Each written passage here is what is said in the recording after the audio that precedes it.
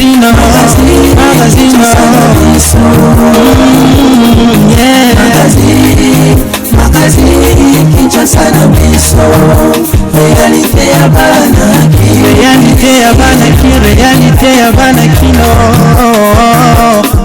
Irumu, armée a bombardé 5 quartiers généraux ya ba rebelle ADF côté ya Banque centrale du Congo et singeli bake Utalobi Deo Gracias Mutombo azali remplacé na madame Malangu Kabedimbui oyo wapi akosala musala kitoko ndenge ba Congolais bazali kozela côté pe ya bureau ya Sénat et singeli bake ba livrer matata ponyo na justice po akende ko répondre na ba union surtout oyo bazali ko reprocher ye kuna kaka na même dossier to kitaki na terrain pour na kotuna na population amekaki ko réagir par rapport ya likambo yango ndenge nini Sénat a livré matata ponyo tout oyo alors que na tout ya Bukanga Lonzo ba sengaki pe ba livrer ba lingaki te kutu bakendaki ti na vote population congolaise a réagi est-ce que ezali na ba pression et salami sur matata to ndenge nini pendant quelques sujets oyo to développer na édition ya mokolo ya lelo mardi 6 juillet 2021 KNB News première chaîne d'information on continue na Lingala et si kawa pitode ko sa bino musala kitoko awande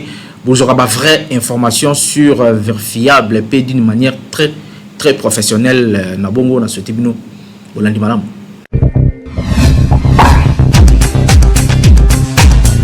Mote na biso après bénédiction pe prière ya cardinal Fridolin Ambongo archevêque émérite ya Kinshasa Laurent Mosengo Pasinya alongaki mokolo ya lobi na hôpital na 21h30 selon même source PKK cardinal Mosengo a commis bien na mikili ya poto na mboka France azalaki bien accueilli très calme ambulance pe ya SAMU ezalaki wana pe escorte policière ezalaki wana en place pour na ko escorter ti na hôpital na Port Marly pe sikoyo azali déjà pris en charge pe nyonso ezali ko kende malamu ba sengi kaka na ba congolais nyonso ba sambela surtout ba Christo catholique pour na monseigneur ete ayoka malamu ezali moko ya ba membre ya délégation de apesi information oyo kaka ndenge na lobaki na ebandeli ya édition oyo armée na ba hélicoptère na ye o bazali ko sala musala makasi na état de siège ba uti ko bombarder 5 quartiers général Mobimba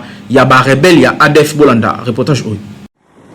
Ba forces armées ya République démocratique du Congo FARDC ba annoncé que ba détruire 5 bastions ya ba combattants ADF na territoire ya Irumu na province ya Ituri. Ezali grâce na ba bombardement o ezalaki effectué na ba hélicoptère de combat ya armée pendant plus de 5 heures mokolo ya lobi lundi 5 juillet. Pe ba bastion o ya ba rebelle ezali bongo na Masangolo, Mugulu, Belude, Mont Aina, pe Zunguluka. Nyonso oyo ezali ko se trouver na côté est ya route nationale numéro 4 axe Komanda Beni. Na bongo ezali détruit ndenge ba indiqué awa na porte-parole ya ba FARDC na Ituri. Grâce na ba bombardement ya ba hélicoptère ya ba combat ya armée ko banda 10h ti 15h mokolo ya lobi lundi 5 juillet 2021 ba FARDC ba détruit 5 bastions ya ba rebelle ADF bar MTM où ezali situé na est ya route nationale numéro 4 axe Komanda Beni na sud ya territoire ya Irumu ndenge toke kotanga na communiqué de presse oyo signé na lieutenant Jules Ngongo. Hormis pilonnement ya ba camp oyo ya ennemi na ba hélicoptère oyo même source affirmé que ba opération oyo ezali ko se poursuivre ti na mabele na ba élément commando pour na commettre hors d'état de nuire ba incivique oyo peut ko imposer kimia. Pour un rappel, commandant ya secteur opérationnel ya armée na Ituri le général Kasongo Maloba Robert a installé qui état-major na zone oyo depuis vendredi 2 juillet et l'équipe pour la coordination ya ba opération. Kasi côté mususu lisusu armée azali ko annoncer que a appréhendé 3 grands collaborateurs ya ba rebelle ADF na région ya Beni kaka na Nord Kivu. Annonce yango pe et outi ko salema na presse locale mokolo ya lelo mardi 6 juillet 2021 na porte-parole ya ba opération militaire Sokola 1. Na cadre ya ba opération ya démantèlement ya ba réseau ya ba collaborateurs ya ba ADF ba forces armées ya République démocratique du Congo ba ko démanteler pe ko kanga mokolo ya lobi 3 grands collaborateurs ya ba rebelle ADF MTM ndenge ba informé awa selon lieutenant Anthony Mwalushai ezali bongo basimi balepe mobali moko oyo bazali kolande la situation na bango na ba service ya sécurité. D'abord madame Kaniere Lukando Asiya oyo azali na ba quarantaine révolu oyo azali ko travailler na kati ya pharmacie moko. Après Madame Kaniere Sikuli Mariamo Charmante ye azali na ba 22 ans. Penasuka Monsieur Issa Yusufu Mbiche ye azali na 27 ans.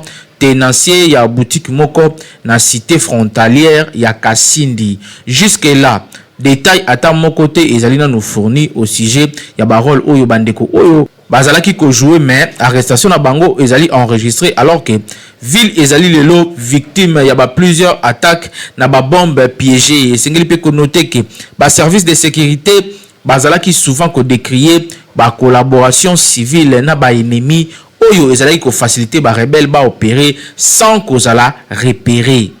Nangambo mususu 3 corps sans vie ezalaki découvert mokolo ya lobi pe lundi kaka 5 juillet 2021 na secteur ya Rwenzori na territoire ya Beni province ya Nord Kivu. Information oyo ezalaki rapporté na presse locale na chef ya localité oyo Kilia oyo ezali voisine ya oyo ba corps oyo ba monaki yango. Lelo na Urara, localité voisine ya Kili, il y a 3 corps sans vie. Ils ont découvert ba victime oyo bazali bango nyonso ba agriculteur, pe bazali ba habitant ya Nzenga, agglomération oyo ezali ko se trouver pembeni ya Mutwanga, chef-lieu ya secteur oyo touti ko tanga. Ba auteur ya ba acte oyo bazali ba combattant ya ADF oyo bazalaki signalé depuis week-end de l'équipe na ba environ ya ba localité oyo ndenge a indikaki Willy Maliki Dogo. 2 autres corps pelisusu etikali introuvable tisikoyo depuis vendredi eleki ndenge même source oyo abakisi. Na bongo chef coutumier azali kosenga na ba élément ya FRDC ba fouiller ba zamba nyonso pe ba localité ya Kilia na Urara esika ennemi azalaki signalé pona koyeba position na ye pe ko découvrir ba corps ya bandeko oyo batikali komona na nanu te. Kinshasa eleki partout. Uta mokolo ya lobi na Banque Centrale du Congo ordonnance présidentielle moko euté kotange malobi na télévision nationale oyo euti ko nommé Madame Malangu Kabedi Mbui pona ko remplacer Deyo Gracias Mutombo kuna na banque kasi Madame Mbui oyo auti wapi asala nini ba détail awa na Naomi Pila. L'ordonnance présidentielle au Etangamaki na radio-télévision nationale le lundi 5 juillet 2021 n'a porte-parole et chef de l'État Kasongo Mwimba Yamba, président de la République démocratique du Congo Félix Antoine Tshisekedi Tshilombo a nommé Madame Malangu Kabedi Mbui, gouverneur de la Banque centrale du Congo. Tout signalait que Madame Malangu Mbui a remplacé Deogracias Mutombo Oyo a dirigé institution financière nationale au 2015. Deogracias Mutomboye azali nommé le même jour président du conseil d'administration, autorité de régulation et de contrôle des assurances RCA Namukuse. Na BCC Dieudonné Fikiri Alimasi P. William Pambu bazali nommé vice-gouverneur ya Banque centrale du Congo pe bako accompagner Madame Malangu Kabedi Natache Naye. Toujours la même ordonnance 7 administrateurs bazala qui peut nommer le même jour. Kasi esengeli koyeba pe konote que Madame Malangu azali première femme gouverneur na histoire ya Banque centrale du Congo. Wuta création na yango na 1951, ye azali fonctionnaire international na Fonds monétaire international FMI. Azali pe greffier na mission na Burkina Faso. Azali réputé expérimenté fonctionnaire international na ba institution ya minene. Ye azali na mission ya ko renforcer autonomie ya Banque centrale du Congo.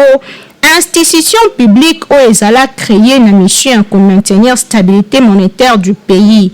Nouvelle au esali ki toko makasi komona mwasi kotomba na niveau oyo etalesi volonté ya chef de l'État ya ko soutenir basi pe ko soutenir épanouissement de la femme pe ko tombola mwasi ya RDC oya tonda ba capacité pe mayele boye esali ki toko makasi na yo jeune fille ovandi na ndaku talaka Yebela zala ambition travailler dur pour lobby. Tant mususu yonde présidente de la République. Et c'est impossible d'état Yebela. Kinshasa et l'équipe partout. Bureau ya Sénat enfin va décider que livrer sénateur Augustin Matata Pogno na justice pona oyo sur justice ezali ko reprocher a kende ko répondre. Awa waboye Naomi Pila a plus sur détail. Bureau ya Sénat à répondre favorablement à la deuxième demande du procureur général près la Cour constitutionnelle, n'a saisi la demande de la poursuite judiciaire contre le sénateur Augustin Matata Ponyo. Yango ezali indiqué na correspondance moko signé na président ya Sénat Modeste Bat Lukubo adressé na procureur général près la Cour constitutionnelle. Elingi kolobako Matata Ponyo azelami na justice wapi azali poursuivi na affaire. Il y a des dédommagements, il y a des commerçants étrangers au Bazaraka, victimes, il y a des mesures de réalisation en 1973 et 1974, l'époque de Maréchal Mobutu.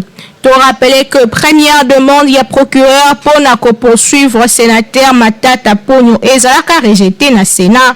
Oh, yo baboyaka ko lever ba immunité ancien premier ministre en affaire, il y a projet. Il y a parc en gros industriel, il y a Bukanga Lonzo, wapi ancien premier ministre Matata Ponyo azalaki accusé cause à la responsable principale selon rapport, il y a inspection générale, il y a finance. Kasi na affaire oyo, ba sénateur balobi embadi, ba livré na justice pour que justice esa musana bango. Mbala oyo Matata Ponyo azwami na justice affaire oyo. Ezali donc à suivre. Kinshasa et l'équipe partout. Toujours dans le même dossier, population congolaise à réagir. Magazine KNB ezali na terrain pour na kutuna na bango, ba impression na bango ezali ndenge nini alors que Sénat aboyaki ko livrer Matata Ponyo na dossier Bukanga Lonzo kasi awa na o etali za réalisation bandimi ko livrer bazali awa na micro ya Merveille Mobende Pepegi Ilunga. Donc il avait une coterie na kati ya Sénat. Parce que muto déjà ça ba mbeba moko commise pour l'intérêt du peuple congolais, c'est qu'il faut perdre. Mais le relais militaire, bino boboyi. C'est que c'est là qu'il y a un c'est la machine katiwana.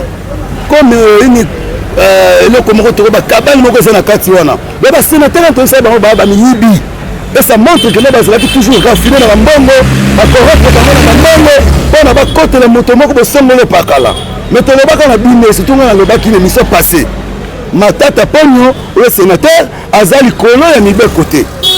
Quand on dit justice, même le président de la République à Lobaka, ceux qui n'a commettre justice, il faut qu'on aille. Quand est-ce que nous devons Matata Ponyo?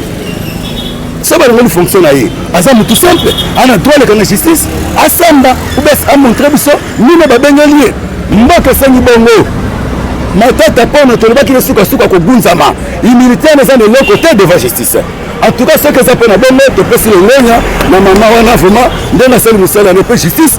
Etika Matata Ponyo te justice eza likolo ya nyonso justice nde ezo chapeauter nyonso donc après chef de l'état c'est justice ya mboka nde ezo sala musala po sommet ya liboso eza mokonzi ya mboka ya mibale eza justice eza likolo ya nyonso moto akoboya justice aza te ndenge bazalaki wana base baboyaki lokola bayokaki message ya chef de l'état alobi akoki avanda na bato baza bamiyibi te mpe baza bamafiatere ya mboka te nde omoni balengi lokola justice bamoni ke non et ko appliquer na makambo susu ndango na moni balobi ke non bazwa nzela balashe Matata Ponyo aleka na justice ta ke ne kosamba. Pour moi vraiment na c'est pas parce que moni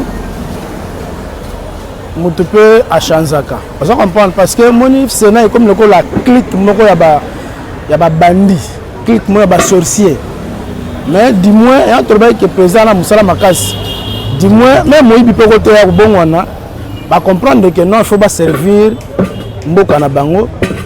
Ils ont été livrés. Non. Tant que tu as signé bien public, tu as signé solo ya mboka, il faut aller à la justice, à la juger. Acte bango ba sala ki ko bomba mwana mboka Matata Ponyo to spena ngote. Mais ba zoni bato. Ba changer habiter cette fois-ci faut te servir peuple. Et ça m'a pété na féliciter bango. Et ça mala makasi. Un mois passé, à Baotoboya, Matata Ponyo humilité. Qu'est-ce qui a fait encore que Bandima, Balongola, Matata Ponyo humilité? C'est grave, inadmissible. Il y a un président de la République à Tolobana Est, il faut justice et ça la moussa correct. En tout cas, Marambo, tu bêtes là, il y a un 7 matin, midi, soir, Makambo. Mais tout le monde est sûr que bato ba conscience ya bato comme ozonga conscience ya ba sénateur comme ozonga madame 500 millions de dollars est belé eza moke te so tobi totonga ta Équateur wana ya pamba mbongo wana ekotikala pe 500 millions eza ebele matata mpona soki ozala innocent akenanu ase présente kuna soki bakoyoka eke bainnocente bakolibere azongi ndako na azongeli makambo na ye mais soki aza coupable aza na complicité ya bato badetourna mbongo wana 500 millions eza mbongo ya bacontribuable congolais ngai oyo na congolais mbongo na ya na kati ya 500 000 wana eza ebele en tout cas aleka kuna bajuge soki azala coupable parmi bato oyo badetourna mbongo wana bazwi babaki na prison makala lelo fe na biso veka aza ana prison aza na l'aise banane baenda otala ye mwasi baenda otala ye pourquoi pas ye a congolais soki oza vrai congolais oki jamais okima justice ya mboka na yo président de la République akoti makambo yango parce que peuple aussi omoni botambolaki bomoni réaction ya peuple azalaki vraiment mécontent par rapport ya eloko wana mais peuple azalaki mécontent. Alors président de la République il est dans l'obligation ya kosalaka au peuple parce que yé moko lobby le peuple d'abord wana c'est-à-dire il faut ayoka biso soki ya linga tambola malamu abakisa mandat na ye mususu justice kaka akene gauche droite te justice kaka oyibi bakangi yo okomona ka mboka yango moko mutu nyonso kozonga ne na nzela na kosenga na justice lokola bapretaki serment ezala na conseil supérieur magistrature ezala na bainspectorat na ministère ya justice baservice nyonso ezali mokonzi ya mboka appuye bango apesa bango baprime na bango salaire na bango ezala malamu. Alors okomona musala ekozala malamu bamisu bayosala bacorruption par rapport salaire eza moke baye baproposer montant mona na zwa te atali justice atali koto mbongo aweleli mbongo okabomi mboka. Donc c'est-à-dire président de la République kolanda lelo côté yo armé kaka justice okomona kaka makambo ekosala.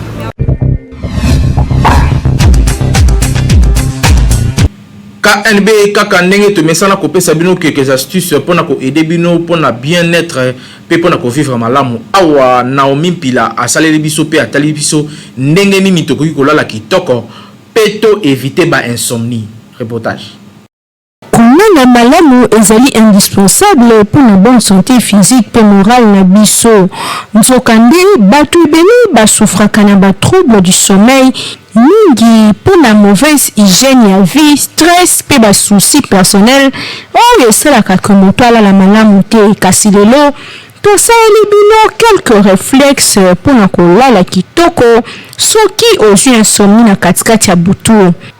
Ya yambo soki omikuti na insomnie na katikati ya butu esengeli olongola mbeto pe changer esika olalelaki, c'est-à-dire okoki ko changer position soit carrément ko changer pièce to esika olalelaki pour se rendormir.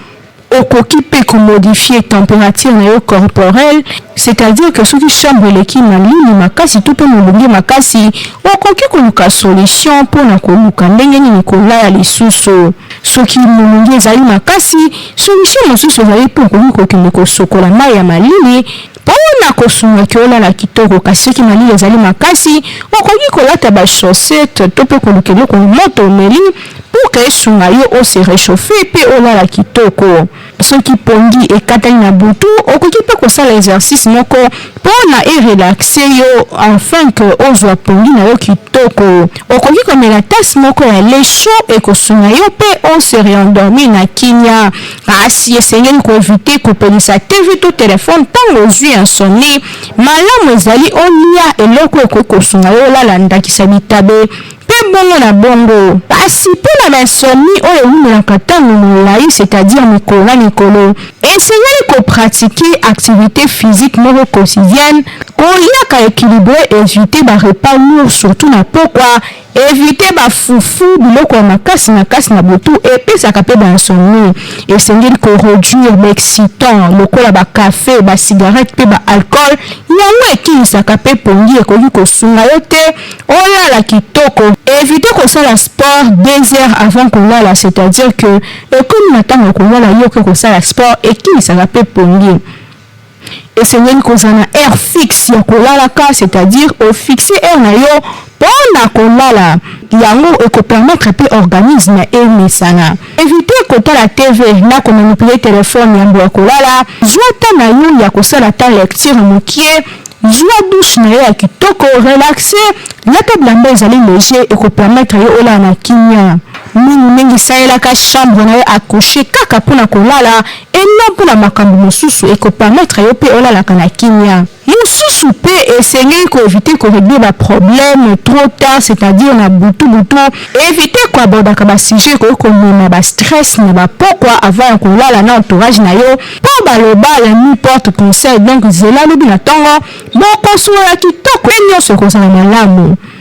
Essayer koyeba que insomnie eza malamu mingi te mpona nzoto po eréduisaka mémoire efatigaka journée pe esalaka ko moto alembalemba na mokolo. Donc esengeli osala makasi olalaka bien na butu kasi soki opratike nyonso oyo touti koloba eke esalemi te luka maite na yo po apesa yo susu baremede oyo esengeli mpona olalaka malamu na butu ekopermettre yo ozalaka en bonne santé en pleine forme la journée orefléchir malamu mposala mosala na yo kitoko éviter basomnifere po ezali solution temporaire kasi ezali susu kobebisa lisusu vi na yo malamu donc kende komona médecin soki oyo nyonso totangi likolo esimbi yo te kolala ezali malamu po esungaka moto alamuka en pleine forme pe atravaille kitoko mpona vi na ye mpona avenir na ye pe mpona libota na ye boyoki Kinshasa eleki partout.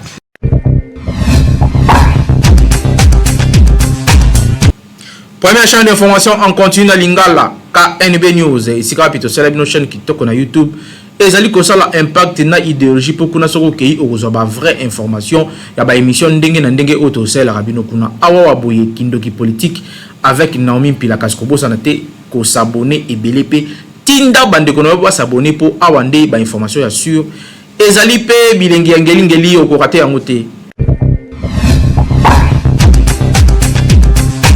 eloko mosusu majeur oyo esali ke mboka na biso tozo naviguer à vue tozali na plan de développement te normalement bamboko bito monaka wana baza na ba plan de développement ekozala 10 ans ekozala 50 ans c'est-à-dire déjà basi ba décida que tokotonga eloko boye dans les 5 ans boye dans les 10 ans boye. Donc vous avez un plan, quel que soit le régime OEY, basé pour appliquer loi plan 1. Donc but tous un plan de développement. Chaque motoyer, bon, même si bah idée naïe, ça lui a gros ça, la mandat naïe à Kenaï. Mais quel est le plan de développement du pays égalité? Parce que le fait déjà aujourd'hui, je suivais encore tout à l'heure sur une chaîne ici, la chaîne nationale d'ailleurs, mon spécialiste moi bazolo le makambo ya population. Moto moko ayebi nombre ba congolais azalité. Ça c'est grave pour la gestion mboka. To yebi te ya combien de congolais? Nyoso yo 70 millions, 80 millions, 60 et ça va projection qui ne reflète pas la vérité. Ça va projection. Mais recensement scientifique.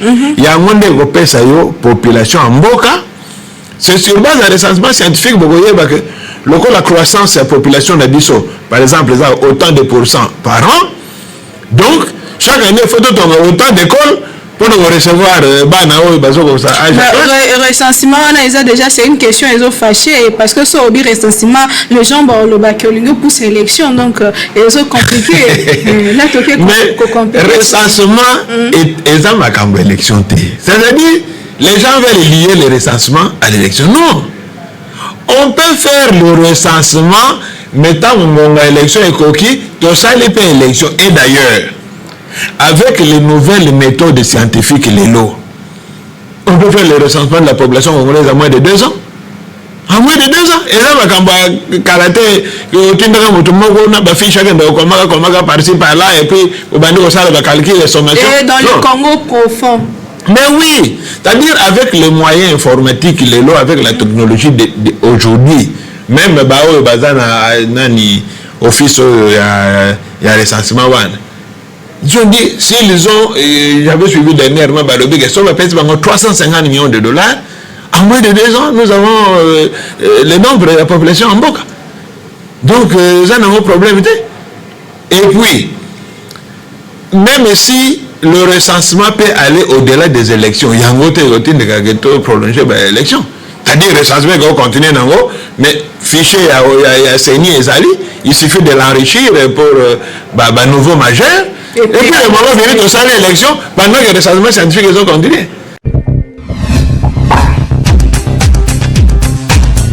Na ba couple mosusu ezali nango normal mwasi to mobali akoki koyamba na ye téléphone ya partenaire na ye kasi bato mosusu balingaka te biso magazine KNB to réfléchissaki na sujet oyo pe to kiti to na population est-ce que papa yo okondima ozali na opembeni wana to ozali na chambre téléphone sonné mama ayambela yo est-ce que oko supporter yango awa population à réagir na micro ya Merveille Mobende pe Peggy Ilunga. Tozwaka toujours exemple ya ba maman ya kala po bazalaka exemple ya malamu po na biso géance ya lelo na kala ba maman bazalaka na respect envers mibali na bango pe okomona te que ata mobali atiki biloko na ye atikala kofuye na absence na ye. C'est vrai que c'est écrit na ndako ya libala ezalaka te mais moi si il faut ayeba ko respecter biloko ya mobali na ye wana ata bana bokobota soki bayebi ke mama ye moko a respectaka biloko ya papa bango moko pe bakobanda kobanga kosimba pe bakobanda ko respecter même biloko ya ndako oyo esali biso pasi pe mawa eza ke basi ya mabala ya lelo batosaka biloko ya mibali na bango te ata mobali akwesi mibeko ke eloko tel kosimba te po eza ya bato ye soki kaka mobali apesi mokongo kotika ya kofuye neti abobaki biloko na ye kuna na kati ya grave kutu eza ke mobali soki atiki telefone na ye akotika ya kobanda kofuye même ba répertoire po yeba nani mobali asololaka na bango soki pe appel ekoti na kidiba akoyamba po yeba soki eza nani yango biso magazine KNB News totunaki na population congolaise est-ce que eza normal que mwasi ayamba appel na telefone ya mobali na ye eza normal te que mwasi ayamba chomba mobali eza normal te biloko wana créera problème trop na ba foyer en tout cas eza normal te basi bayambaka ba telefone ya mibali bayambaka te yamba telefone na mobali na ye te soki apesi ye ordre te ke yambaka po na kati ya telefone makambo eza mingi makambo na mosala makambo na ba relation mosusu ya libanda na nini tout ça akoki koyamba yango te po akoki kozala na basi moko boye basalaka epai na ye oyo ye mobali na ye aza mokonzi na bango bakoki kobenga ye ye akobalukisa bango eza bamakangu na ye bato baza kobenga ye mpe ekobimisa mobulu na famille na dusi akoki kolanda ngai na yango kuna esika nazosukola aza na droit ya kokoma kuna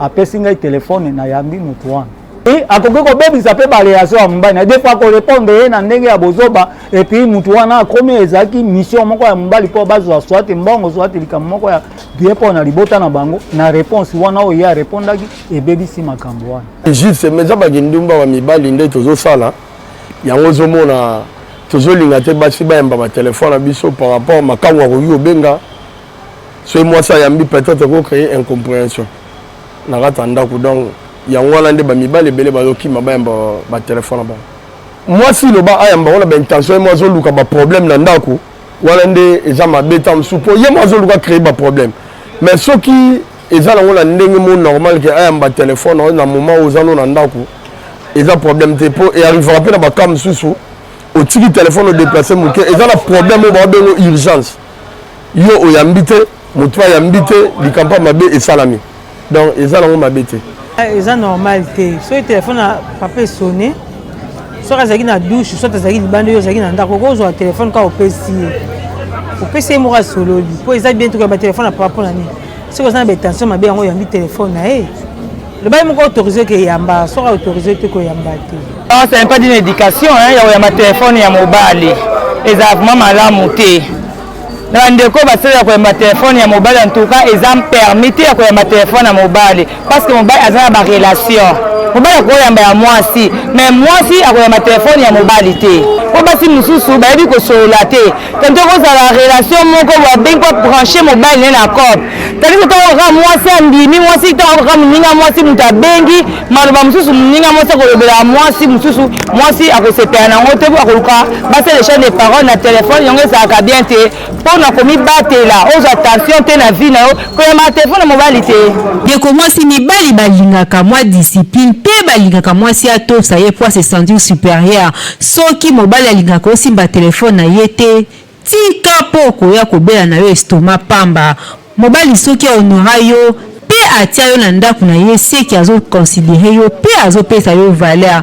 Appel nyonso ya mobali mpe ezalaka nango mabe te, ekoki mpe kozala appel ya mosala yo répondre mabe mpe obebisi nyonso. Soki mpe ozalaka jalouse mingi, yebaki ekomisaka mibali teti mpe akobanda kosala makambo sikoyo na nkopo apesa yo motema pasi. Keba okoya kokufa mpe otika bana na yo mike bakoya konyokwa mapamba. Kinshasa eleki partout. Fidélité na binonde ezali kosala ke biso pe tolemba te mpona koya chaque jour koluka ndenge nini ya koinforme bino d'une manière très professionnelle ndenge bolingaka. Merci pour la fidélité oyo bozali ko continuer kopesa na KNB News, première chaîne d'information en continu na lingala awande esika bozoka ba vraie information sur vérifiable pe tote kosala bino na ndenge moko ya kitoko. Merci na rédaction ya ba warrior esika mosala ezali kosala ma kitoko na caméra oyo liboso nazali kotala boy Peggy Ilunga pe mopandi aboy Hervé Zaka double poumon exercice oyo ezarasu ya kosamba te mutasala kayango kombo na papa Timothée Kayembe na régie musala ezali kokende kitoko. Édition ekumbamaki na merveille mobende seconde na Naomi Pila toujours na se ya coordination ya grand lion ya communication na République démocratique du Congo Jimmy Mukendi. Oui, Kinshasa eleki partout. Magazine,